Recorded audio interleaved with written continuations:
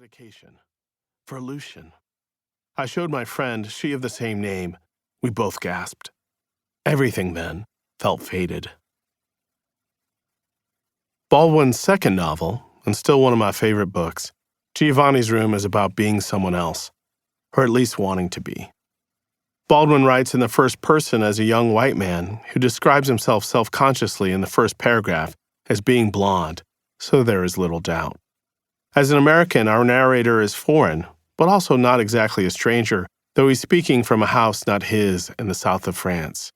Quote, "My face is like a face you have seen many times.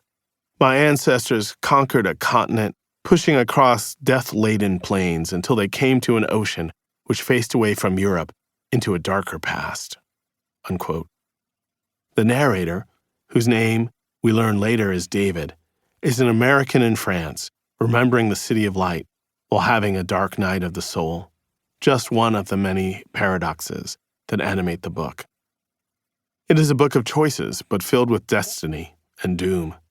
Giovanni's Room begins not at the beginning, but at the end, with David telling us about the failure of his relationship with his fiancée, Hella, whom he didn't really love, and his passionate affair with Giovanni, whom David, along with much of society, believes he shouldn't love. Within just a few pages, David also recalls an early love, Joey, with whom he had a brief but crucial encounter that he then denied in all senses, one that parallels his one-time innocence and current guilt he feels about Giovanni and about Hella. He's guilty, too, about an America he had to leave to find love, and a Paris where he couldn't quite find love, or at least keep it. People are too various to be treated so lightly, he tells us, his captive audience. I am too various to be trusted. Even the multitudes of self that Whitman sang of are for David a curse. Paris also is a character David both loves and regrets. As the city of love, its freedoms from sexuality and from American history, personal and otherwise, prove a burden. Quote, "These nights were being acted out under a foreign sky, with no one to watch, no penalties attached. It was this last fact which was our undoing, for nothing is more unbearable, once one has it, than freedom." Unquote.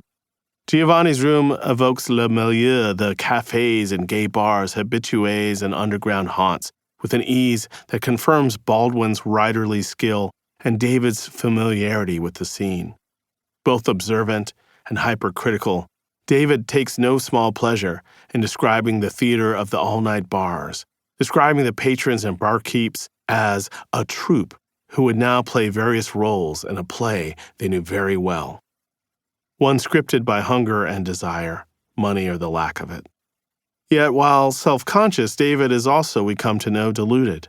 His recollections are awash in metaphors, analogues, dreamscapes, and nightmares, seeking a sound to match the noir mood.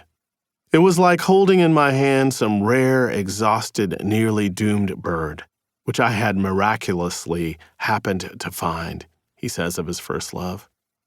Out of this astounding, intolerable pain came joy. This is the blues, sung only as Baldwin could, taking his own pain and joys, his freedom and constraints, his very life, to make something imagined and sound.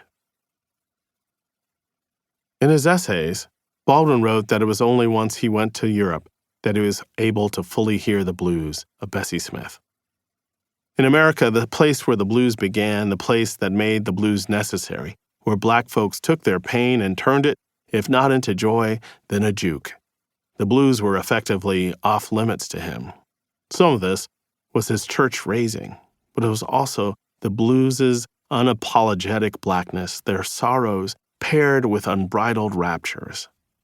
Baldwin brought with him abroad only two books, the Bible and Shakespeare, and the blues united the two with a secular vision of suffering and redemption.